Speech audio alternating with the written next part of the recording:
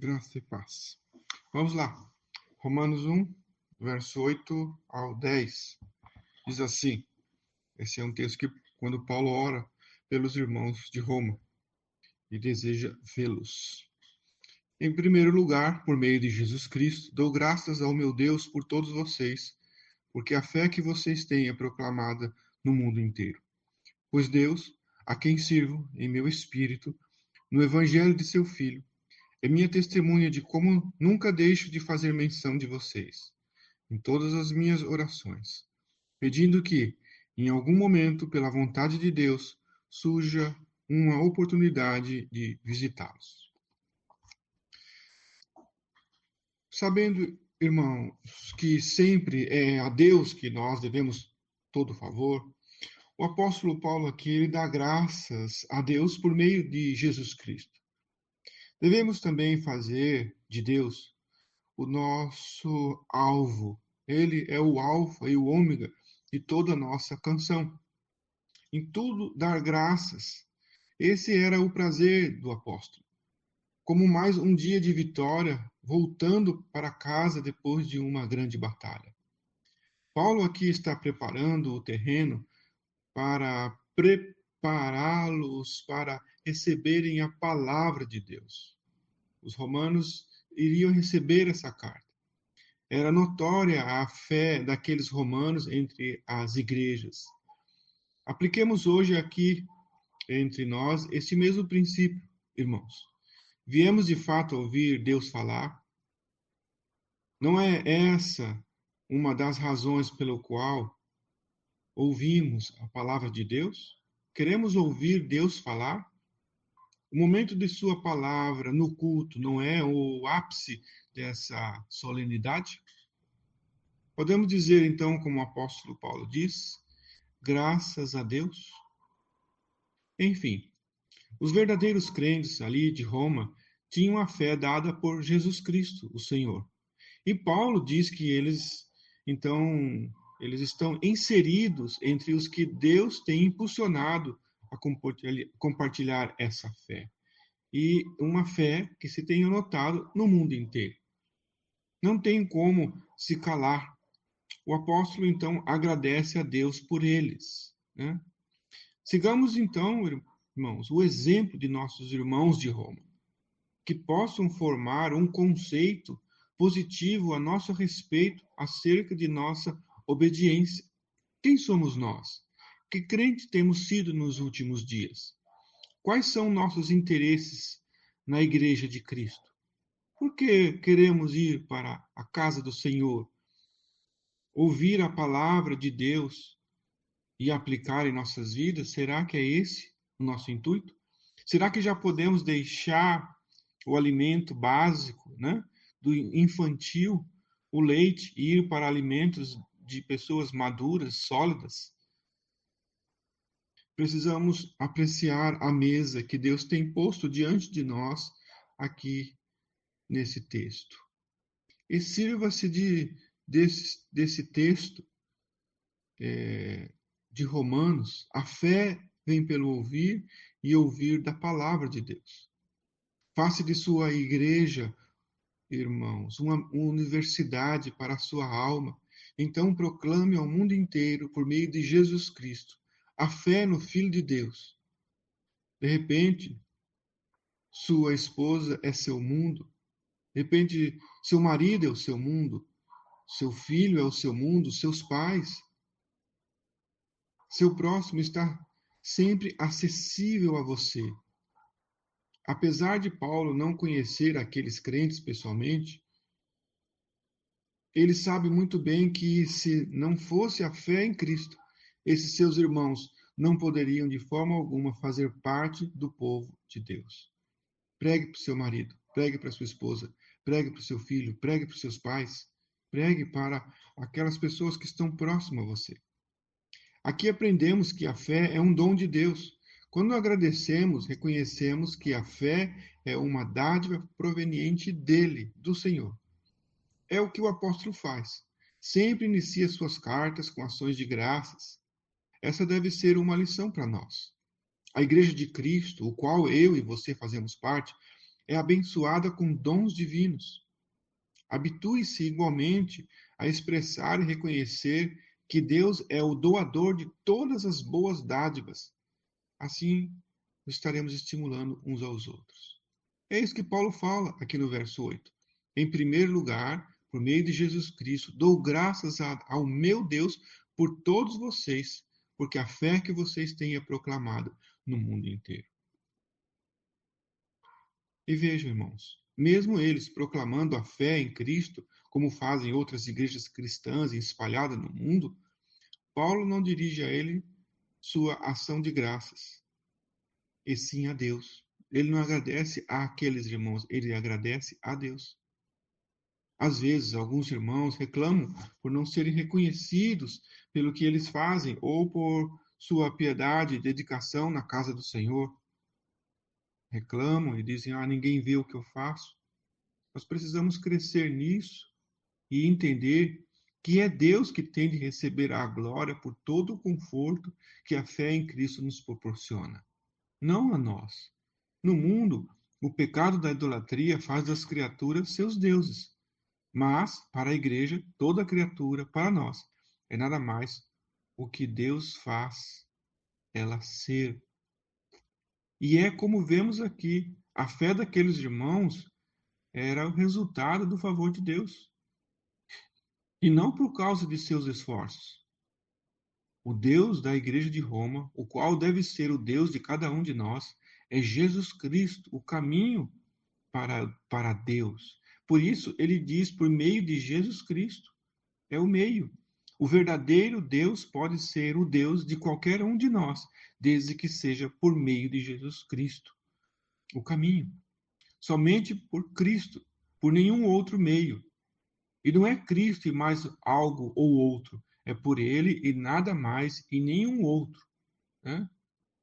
Como o lema que temos na Reforma, solos Christus, somente Cristo.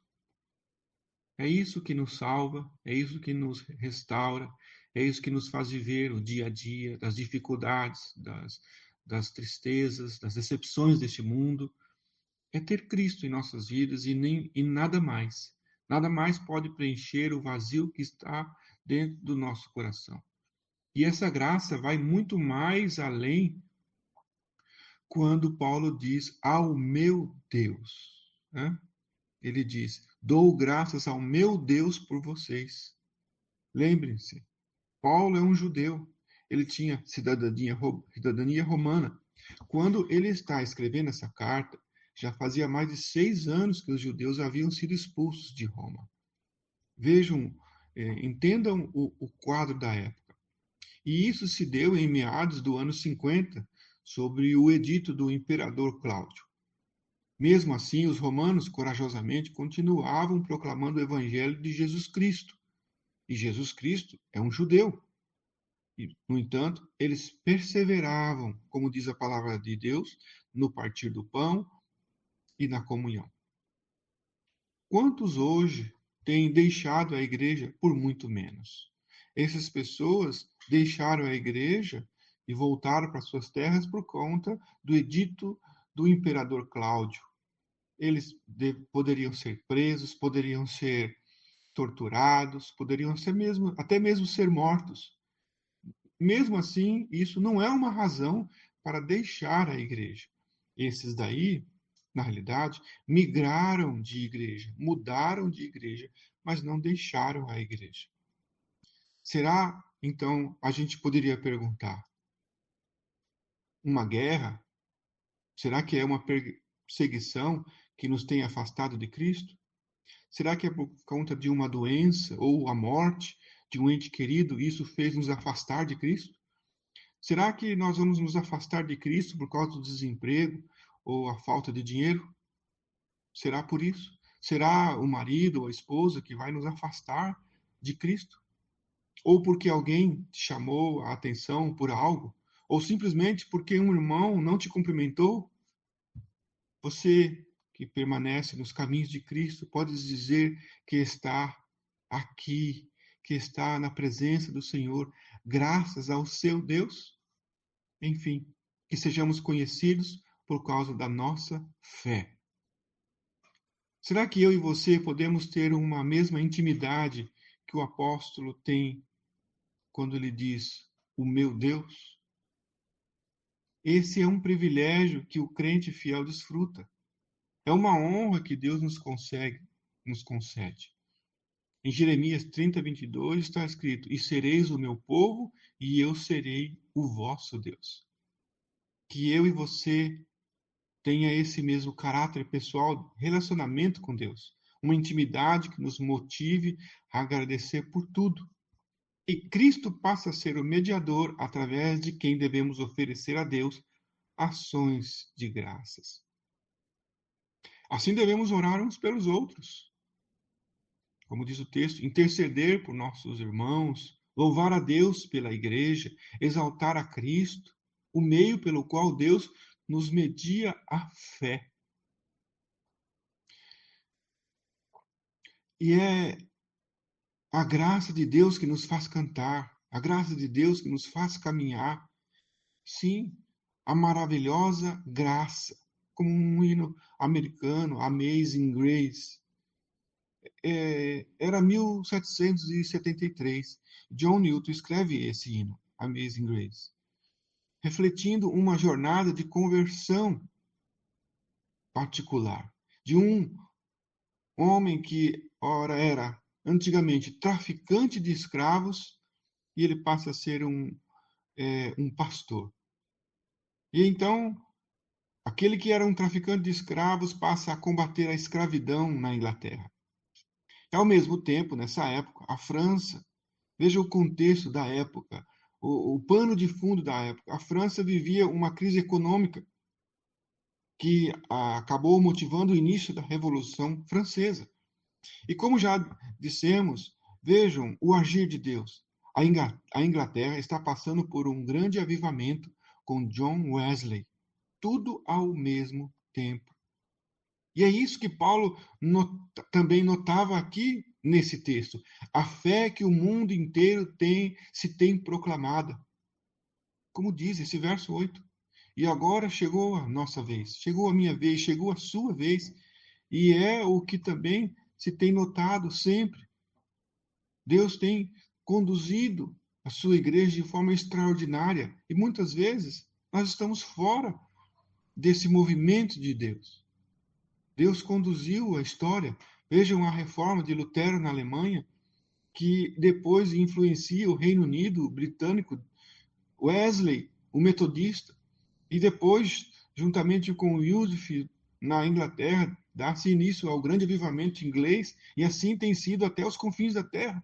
Deus tem feito grandes coisas extraordinárias até o dia de hoje. E onde estamos nisso? Será que podemos dizer também, em primeiro lugar, que antes de tudo, graças a Deus? Que façamos isso por meio de Jesus Cristo, pela fé. Se nós não tomarmos decisões de permanecer em Cristo, pela igreja, por sua igreja, nós estaremos fora deste grande mover de Deus no mundo inteiro. Os incrédulos não vão fazer o que deve ser feito. O testemunho dos que detestam a fé não é digno de crédito nenhum diante de Deus. Mas a fé da igreja de Cristo ecoa por todo o mundo, por parte de seus fiéis. E eu e você, somos integrantes? Será que nós fazemos parte desses fiéis? Podemos dizer que também somos um desses, um dos tais? Veja o verso 9. Diz assim: Pois Deus, a quem sirvo em meu espírito, no evangelho de seu Filho, é minha testemunha de como nunca deixo de fazer menção de vocês. Paulo diz que, sim, tudo isso é verdade, de fato, que ele tem dado graças a Deus como que um juramento. Sim, ele diz então, é Deus minha testemunha, que em minhas palavras tenho mencionado que vocês são cristãos de fé mesmo. Oh, que maravilhosa graça! Como é bom ver pessoas compromissadas com Deus. Isso nos leva a glorificar, a louvar a Deus. A, a sua obra de redenção deve ser o ápice de nossa existência e a adoração ao Senhor por quem Deus é. Paulo ele estava ali com suas dificuldades e ele demorou para visitar Roma. Isso levantou muitas críticas contra ele. E a defesa de Paulo aqui é que ele não foi ainda por força maior. No entanto, que ele não esqueceu desses seus irmãos. Paulo diz que ele ora para que Deus o guie. Veja, no verso 10 ele diz isso: em todas as minhas orações, estou pedindo que em algum momento, pela vontade de Deus, surja uma oportunidade de visitá-los. Paulo tem as suas dificuldades, a época tinha as suas limitações de deslocamento. E aqui Paulo é sincero nisso, quando ele diz: a quem sirvo em meu espírito. Ele está sendo sincero que Deus é testemunha. E quando ele escreve no evangelho de seu filho, Paulo está dizendo que Cristo é o tema desse evangelho que eu e você tanto precisamos. É o que precisamos. Nós precisamos é do evangelho. Faça essa pergunta a você mesmo. Você ora pelos irmãos da igreja?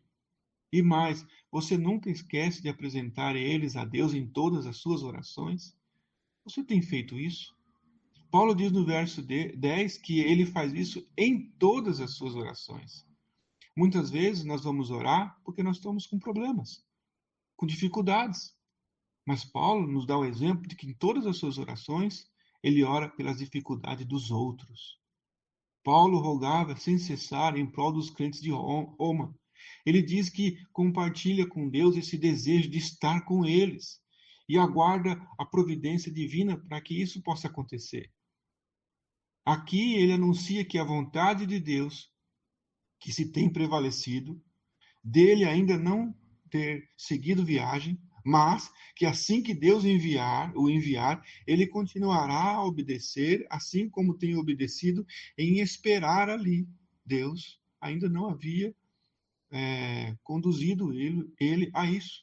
Então, Paulo tem o interesse que seus conterrâneos, por assim dizer, romanos, né? Porque Paulo é romano, ao receber essa carta, eles possam alcançar a maturidade na fé, muito mais do que sua presença. Ele diz que a presença de sua palavra é mais importante do que a sua pessoa. E, de fato, se tem algo que aqueles crentes já podem se beneficiar, é de seus escritos, de suas orações. Paulo é apenas um mensageiro. Sua presença não vai mudar a sua mensagem. E do que eles mais precisam, eles já têm a fé. Agora precisam crescer. Essa carta será o alimento para eles, para a maturidade dessa fé. Muitas vezes há críticas de muitos crentes porque os obreiros não visitam os irmãos em suas casas. Eu pergunto, o que é melhor? Que se tenha a criatura em nossos lares, que se tenha um obreiro na nossa casa, ou que o Criador, através da pregação do Evangelho, na igreja, visite nossa alma. Isso não é o mais importante? Imagine se fosse o contrário, se nós tivéssemos sempre visitantes de obreiros em nossas casas, mas que nossa alma nunca fosse alcançada pelo Evangelho de Jesus Cristo. Quando nós fôssemos partir para a eternidade, será que as visitas em nossas casas nos salvaria? Ou é o Evangelho de Jesus Cristo para nossa alma? Paulo não está excluindo aqui a possibilidade de ele ir visitá-los. Não, imagina. Mas que ao enviar essa carta, eles já estão recebendo o melhor de sua parte como instrumento de Deus, inclusive em suas orações. É o que estou fazendo aqui agora. Minha voz está chegando até você. E não é isso que fazemos aqui, então, na igreja? Não é isso que tem se feito? Não temos nada mais a oferecer de bom para a igreja de Cristo do que o próprio Cristo e esse crucificado. É a graça que nos basta. A exposição da palavra de Deus, ela é, de fato, aquilo que tanto precisamos. No evangelho de seu Filho, de Jesus Cristo, Deus, como diz o texto aqui, né? E eu posso dizer as palavras de Paulo, Deus é minha testemunha de como tenho lembrado dos irmãos na preparação desse estudo, dessa palavra aqui. Agora, visitá-los pessoalmente. Não posso me comparar ao Paulo, claro, visto que o apóstolo nem mesmo conhecia aquelas pessoas, aqueles irmãos. Mas nós estamos juntos praticamente até mesmo 2 dias por semana na igreja. Então, a gente tem se encontrado. Vejam, irmãos, eu estou usando o tempo para falar sobre esse assunto. Não é um assunto dispensável, de maneira nenhuma, mas uma necessidade que existe desde a igreja primitiva. Se há um gesto de amor que Paulo apresenta aqui, esse amor se expressa em suas orações e sua pregação através desta carta. Paulo está demonstrando seu amor através dessa palavra que ele está escrevendo, de suas orações. No entanto, Paulo revela que, quanto ao desejo dos irmãos em vê-lo pessoalmente, não está sob seu controle, mas sob o governo de Deus, sob o controle de Deus, que ele deseja muito vê-los, mas que sua vontade está em segundo plano, e que sua vontade um dia vier a se alinhar com a vontade de Deus, aí sim isso acontecerá, né? Então, estamos sempre sobre a dispensação, o controle de Deus. Nós podemos até mesmo não ter visitas em nossas casas, mas nós temos a palavra de Deus em nossa alma, e isso que nos move no dia a dia. Enfim, quero finalizar aqui aplicando essas pequenas palavras. Que possamos eliminar nossos interesses egoístas e livremente, sem medo de mentir, poder dizer o mesmo: oro por vocês, Deus é minha testemunha nisso. Que em nossas orações secretas nós podemos colocar os interesses dos outros em primeiro lugar. Ouçam, por favor, nossa identidade, irmãos, irmãs, ela se revela muito mais naquilo que fazemos apenas diante de Deus do que aquilo que fazemos de forma pública. Isso quer dizer, nossa identidade se revela mais quando nós estamos no secreto de Deus, quando nós estamos fazendo alguma coisa que todo mundo vê. Devemos ser sinceros diante de Deus. Buscar, em primeiro lugar, o seu reino, por meio de Jesus Cristo. Vivendo uma vida grata por ter os irmãos como participantes também do reino de Deus. Se nós estamos tristes, devemos orar. E, acima de tudo, em primeiro lugar, orar uns pelos outros. Amém? Deus abençoe a todos, na paz de Jesus Cristo, nosso Senhor.